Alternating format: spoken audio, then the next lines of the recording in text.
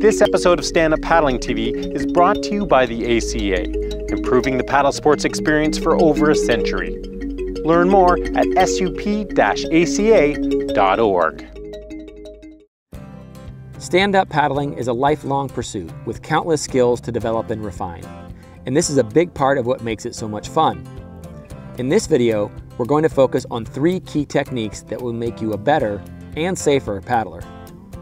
The first technique that all stand-up paddlers should know is how to get back on your board if you fall off. First off, if you do find yourself falling off your board, it's important that you fall away from your board and avoid landing on your paddle. It's also important that you don't dive head first off your board or pencil in with your feet, because you're never sure what's under the surface. Once you've fallen off, you can either climb back on your board from the side or from the tail. If you climb back up from the side, grab the carry handle and let your feet float to the surface behind you.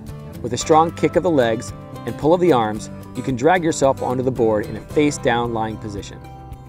The other option is to climb up from the tail, and this is easier on boards that let you push the tail underwater as you slide your body onto the board.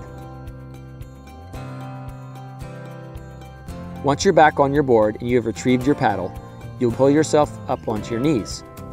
Now you'll want to look towards the horizon, tuck your toes, and one at a time, bring your knees up to your chest and place your feet flat on the board. You'll then just press up like doing a squat, keeping your back straight. The second technique that all stand-up paddlers should know is how to deal with boat wake, because unless you stick to small bodies of water that don't allow power boats, it's something you'll have to deal with at some point. Of course, the best thing to do is stay as far away from boat traffic as possible. But even still, if there are boats around, there'll be a wake to deal with. Boat wake can be hazardous when you're launching or landing your board, so make sure you check for incoming wake before doing so. But how do you deal with boat wake on the water? The best thing to do is to lower yourself down to your knees so that you'll be much more stable as the wake passes.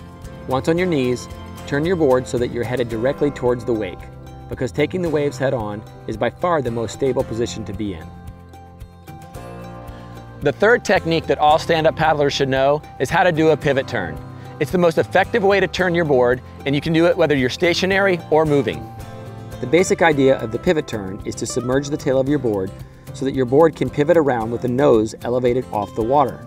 In order to do this, you'll need to move towards the back of the board and into more of a surfer stance. The trick is to find the sweet spot, where the nose is lifted off the water and yet you still feel balanced and in control. Once you've found the sweet spot, you can take forward or reverse sweep strokes to spin your board around. As you get more comfortable doing this, try moving even further back to sink your tail more. Although this is less stable, the more elevated your nose is, the quicker you can turn your board. So there you have it, 3 techniques that all stand-up paddlers should know. I hope you liked this video, and if you did, make sure you subscribe to our Stand Up Paddling TV YouTube channel and stay tuned for more tips and tricks.